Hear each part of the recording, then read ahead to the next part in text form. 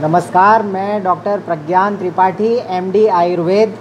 हम आपके लिए लेकर आए हैं अतुलनीय आयुर्वेद की एक बहुत अच्छी सीरीज़। इसमें हम बात करेंगे आयुर्वेद के कुछ ऐसे अद्वितीय कॉन्सेप्ट्स के बारे में, कुछ ऐसे बहुत विशेष चिकित्सा के विधानों के बारे में जो आज से 6000 साल पहले हमारे शास्त्रों में लिखे गए और हज़ारों सालों से जिन्हें हम प्रैक्टिस कर रहे हैं, जिन्हें आयुर्वेद के वैद्य प्रैक्टिस करते हैं। और जब उन कॉन्सेप्ट्स को, जब उन सिद्धांतों को, जब उन प्लैटिनम रूल्स को विज्ञान के, मॉडर्न मेडिकल साइंस के या मॉडर्न साइंस के मानकों पर रखा गया तो वो उतने ही सटीक साबित हुए। और इसके ऊपर बहुत सारे जो अंतर्राष्ट्रीय पेपर पब्लिश हुए उनके बारे में भी आज हम बात करने वाले हैं। तो हमारी इस सीरीज़ की हम शुरुआत करते हैं युद्ध आयुर्वेद से।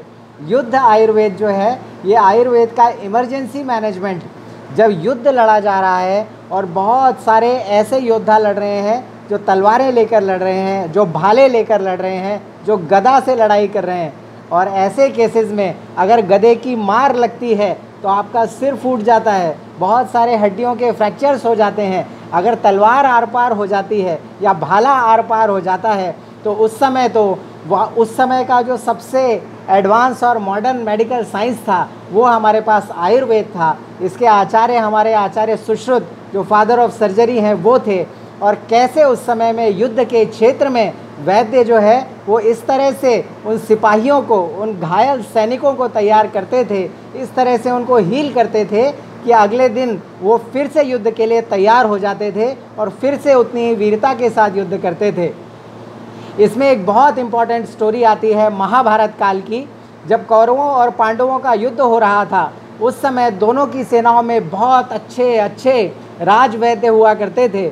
और उस समय उनका काम युद्ध क्षेत्र में ये हुआ करता था कि जो भी सिपाही किसी भी हथियार से घायल हो या घोड़े से गिरकर घायल हो जाए तो उनको बहुत जल्दी से हील करना, इमरजेंसी में उनको ठीक करना और पुनः युद्ध के लिए तैयार करना। क्योंकि अगर कोई सेना हार जाती तो फिर उनका राजा भी हार जाता था, उनका राजा भी हारा मान लिया जाता था।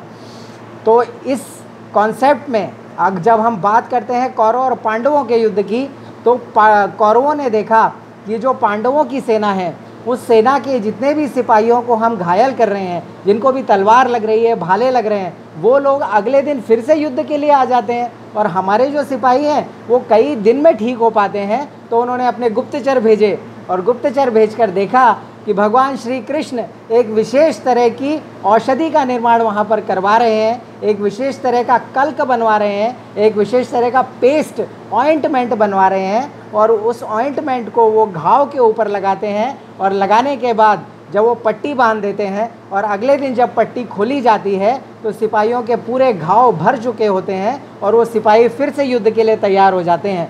तो जब उन्होंने पता लगाया, बहुत पता लगाने की कोशिश की, तो पता चला कि वो गेंदे के फूल हम सब लोग जानते हैं, भगवान को बहुत अच्छे से चढ़ते हैं और सभी धर्मों में गेंदे को बहुत सम्मान और बहुत प्यार किया जाता है। दशहरे में भी गेंदे के फूलों की लड़ लगाई जाती है।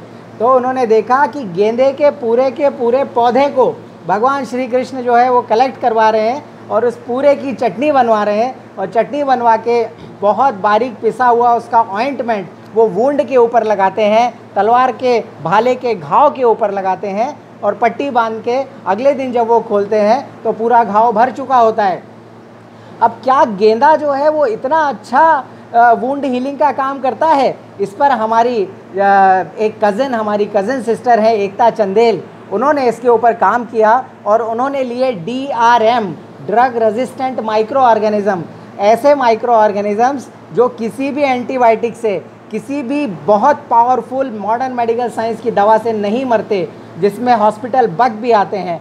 तो इस ड्रग रेजिस्टेंट माइक्रो ऑर्गेनिजम्स को उन्होंने लिया और गेंदे के पूरे पौधे का अलग अलग तरह के उसके एल्केलॉइड, उसका स्वरस, फूल का रस, पत्ती का रस, जड़ का रस, पौधे का रस, ऐसे अलग अलग तरह से जब उन कीटाणुओं पे उन्होंने काम किया तो उन्होंने क्या पाया कि जो गेंदे का पंचांग है, गेंदे के पूरे पौधे की जो चटनी है, उसका जब उपयोग किया गया ड्रग रेजिस्टेंट माइक्रो ऑर्गेनिजम्स पे, तो सारे के सारे कीटाणु मर गए और उनकी इस शोध के लिए उनको इंटरनेशनल पेटेंट भी अवार्ड किया गया। ये बहुत बड़ी बात है और उन्होंने इसका रेफरेंस श्रीमद् भगवत महापुराण के आयुर्वेद के इस छोटे से छोटी सी एक कहानी से लिया और उसको आज अंतर्राष्ट्रीय स्तर पर सम्मान मिला और अंतर्राष्ट्रीय पेटेंट मिला।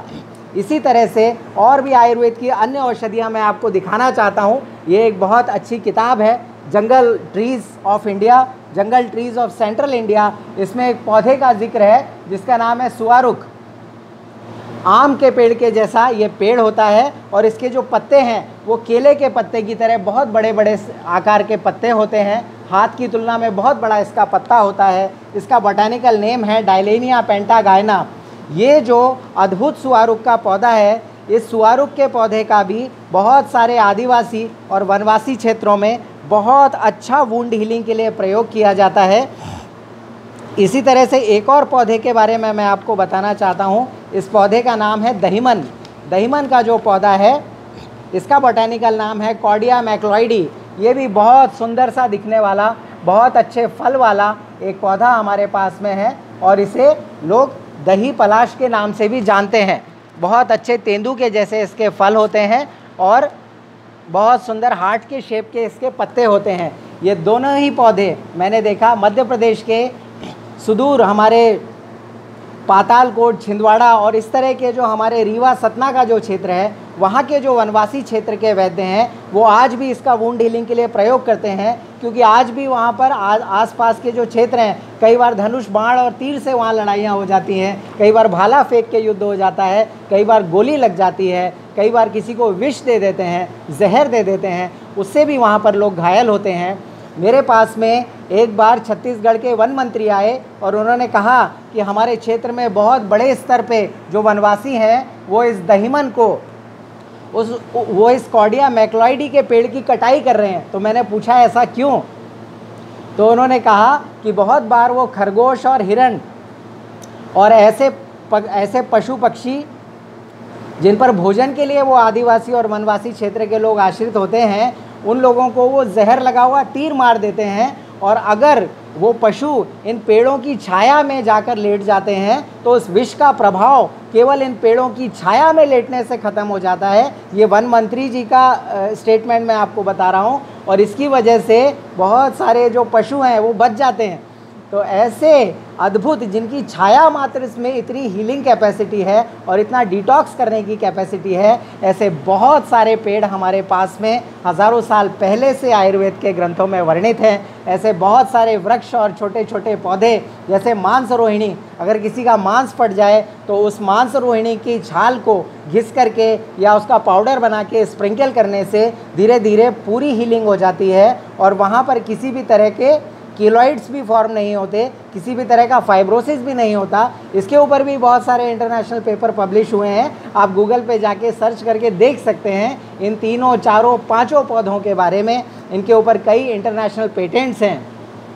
तो आयुर्वेद का जो हमारा युद्ध आयुर्वेद है, जो बहुत एटमोस्ट इमरजेंसी में हीलिंग की बात है, तो वो उस समय भी इतना ही समृद्ध था। हज़ारों लोगों की रक्षा हमने युद्ध में की, हज़ारों योद्धाओं को हमने फिर से युद्ध के लिए खड़ा किया है और आज के अगर मॉडर्न मेडिकल साइंस के मानकों पर भी हम उनको रखते हैं, उन पौधों को इन मानकों पर भी अगर हम रखते हैं तो ये उतने ही सटीक उतरते हैं, उतने ही सटीक खड़े होते हैं। तो आयुर्वेद के जो सिद्धांत हैं वो प्लैटिनम रूल्स हैं, वो E=mc² जैसे हैं और जब उनको सिद्धांत के रूप में प्रूफ कर दिया गया, हज़ारों लाखों लोगों पर परीक्षण करके जब उनकी सटीकता और उनकी कार्य करने की क्षमता बिल्कुल सही साबित हुई, तब जाके उनको आयुर्वेद के ग्रंथों में स्थान मिला है।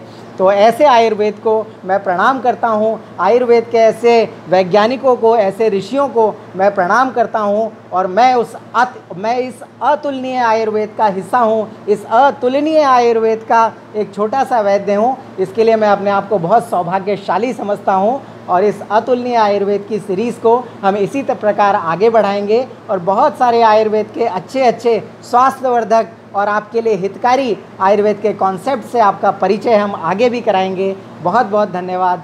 जय धन्वंतरी, जय श्री महाकाल, जय आयुर्वेद, जय Bharat. Thank you so much.